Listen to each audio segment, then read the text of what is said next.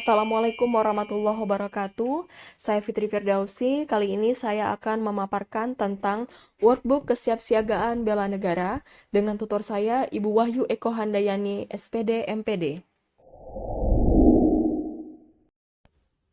Kesiapsiagaan jasmani merupakan serangkaian kemampuan jasmani atau fisik yang dimiliki oleh seorang PNS atau CPNS yang akan menjadi calon pegawai. Kesiapsiagaan jasmani adalah kegiatan atau kesanggupan seseorang untuk melakukan tugas atau kegiatan fisik secara lebih baik dan efisien.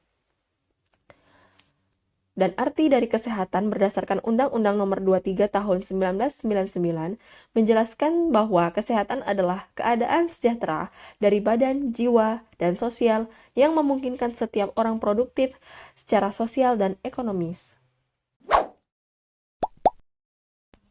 Manfaat dari kesiapsiagaan jasmani yang pertama, memiliki postur yang baik, memberikan penampilan yang berwibawa lahiriah karena mampu melakukan gerak yang efisien. Kedua, memiliki ketahanan melakukan pekerjaan yang berat dengan tidak mengalami kelelahan yang berarti ataupun cedera, sehingga banyak hasil yang dapat dicapai dalam pekerjaannya. Ketiga, memiliki ketangkasan yang tinggi sehingga banyak rintangan pekerjaan yang dapat diatasi, dan semua pekerjaan dapat berjalan dengan cepat dan tepat untuk mencapai tujuan. Bentuk latihan dan pengukuran jasmani. Latihan jasmani merupakan proses memaksimalkan segala daya untuk meningkatkan secara menyeluruh kondisi fisik melalui proses yang sistematis, berulang, serta meningkat di mana dari hari ke hari terjadi penambahan jumlah beban, waktu atau intensitasnya. Bentuk latihan jasmani yang pertama, lari 12 menit, yang kedua, pull up untuk pria dan chinning untuk perempuan, ketiga, sit up, keempat, push up, kelima, shuttle run atau lari membentuk angka 8, yang keenam, lari 2,4 kilo atau kepertes, dan yang ketujuh, berenang. Cara penilaian terhadap tingkat kesiapsiagaan jasmani dengan melakukan tes yang benar dan kemudian menginterpretasikan hasilnya dengan cardiorespiratory endurance, berat badan, kekuatan, dan kelenturan tubuh. Cardiorespiratory endurance adalah konsumsi oksigen maksimal tubuh. Hal ini dapat diukur secara tepat di laboratorium dengan menggunakan treadmill atau sepeda ergometer. Tips menjaga kesiapsiagaan jasmani yang pertama, makanlah makanan yang bergizi secara teratur dan dalam porsi yang cukup. Yang kedua, sediakan waktu yang cukup untuk beristirahat. Yang ketiga, biasakanlah berolahraga secara rutin. Yang keempat, perbanyaklah mengkonsumsi air putih. Dan yang kelima, buang air segera dan jangan ditunda. Selanjutnya, kesiapsiagaan mental. Kesiapsiagaan mental adalah kesiapsiagaan seseorang dengan memahami kondisi mental, perkembangan mental, dan proses menyesuaikan diri terhadap berbagai tuntutan sesuai dengan perkembangan mental atau jiwa, baik tuntutan dalam diri sendiri maupun dari luar dirinya sendiri, seperti menyesuaikan diri dengan lingkungan rumah, sekolah, lingkungan, dan masyarakat.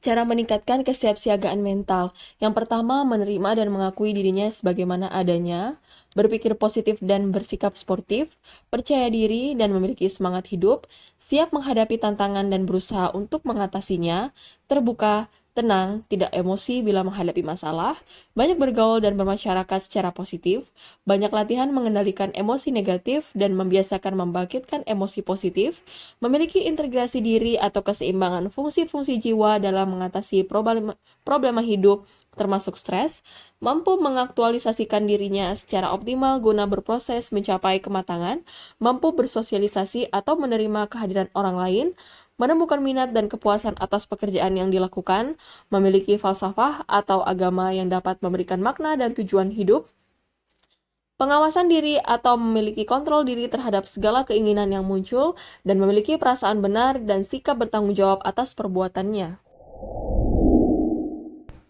Kecerdasan emosi dan 4 komponennya. Kecerdasan emosi merupakan kapasitas manusiawi yang dimiliki oleh seseorang dan sangat berguna untuk menghadapi, memperkuat diri, atau mengubah kondisi kehidupan yang tidak menyenangkan menjadi suatu hal yang wajar untuk diatasi.